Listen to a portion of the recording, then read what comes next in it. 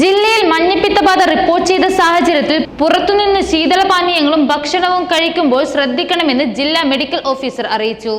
മഞ്ഞപ്പിത്തം റിപ്പോർട്ട് ചെയ്ത സാഹചര്യത്തിൽ മലിനമായ കുടിവെള്ളത്തിന്റെ ഉപയോഗം, പച്ചവെള്ളം കുടിക്കുന്ന ശീലം, പുറമേ നിന്നുള്ള ഭക്ഷണത്തിന്റെയും ശീതളപാനീയങ്ങളുടെയും ഉപയോഗം, ശീതളപാനീയങ്ങളും മറ്റും വ്യാവസായിക അടിസ്ഥാനത്തിൽ ശുദ്ധമല്ലാത്ത വെള്ളത്തിൽ നിന്നുണ്ടാക്കുന്ന ഐസിന്റെ ഉപയോഗം, ശുചിത്വക്കുറവ് എന്നിവ കാരണമാണ് പ്രധാനമായും കണ്ടെത്തിയിട്ടുണ്ട്.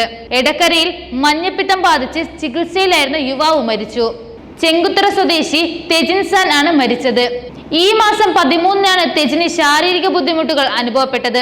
പിറ്റേ ദിവസം ചെങ്കുത്തറ CHCയിൽ ചികിത്സ തേടി. എന്നാൽ സ്ഥിതി ഗുരുതരമായതോടെ 18-ന് കോഴിക്കോട് സ്വകാര്യ ആശുപത്രിയിൽ പ്രവേശിപ്പിക്കുകയായിരുന്നു. മലപ്പുറത്ത് ഈ വർഷത്തെ 14-ാമത്തെ മരണമാണിത്.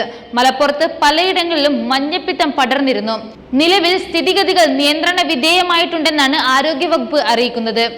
തിങ്കളാഴ്ച മഞ്ഞപ്പിത്തം ബാധിച്ച് എറണാകുളത്തും ഒരു മരണം സംഭവിച്ചിരുന്നു. മഞ്ഞപ്പിത്തം ഒരു രോഗാവസ്ഥയാണ്. രക്തത്തിൽ ബിലറൂമിന്റെ അമിതമായ സാന്നിധ്യം മൂലമാണ് മഞ്ഞപ്പിത്തം ഉണ്ടാകുന്നത്. ഉഷ്ണകാലാവസ്ഥയിൽ കൂടുതലായി കാണപ്പെടുന്ന ഒരു രോഗലക്ഷണമാണ് മഞ്ഞപ്പിത്തം. ശരീരത്തിന്റെ തൊലി മഞ്ഞ നിറത്തിലാവുക, കണ്ണുകളിലെ വെള്ള മഞ്ഞ നിറത്തിലാവുക എന്നിവയാണ് മഞ്ഞപ്പിത്തത്തിന്റെ പ്രധാന ലക്ഷണം. കേരളത്തിൽ മഞ്ഞപ്പിത്തം റിപ്പോർട്ട് ചെയ്ത സാഹചര്യത്തിൽ അതീവ ജാഗ്രത പാലിക്കണമെന്ന് ആരോഗ്യവകുപ്പ് അറിയിച്ചു. എല്ലാ ജില്ലകളിലും കളക്ടർമാരുടെയും DMOമാരുടെയും നേതൃത്വത്തിൽ കാര്യങ്ങൾ ഏകോപിപ്പിക്കാൻ ആരോഗ്യമന്ത്രി വീണ ജോർജ് നിർദ്ദേശം നൽകിയിരുന്നു.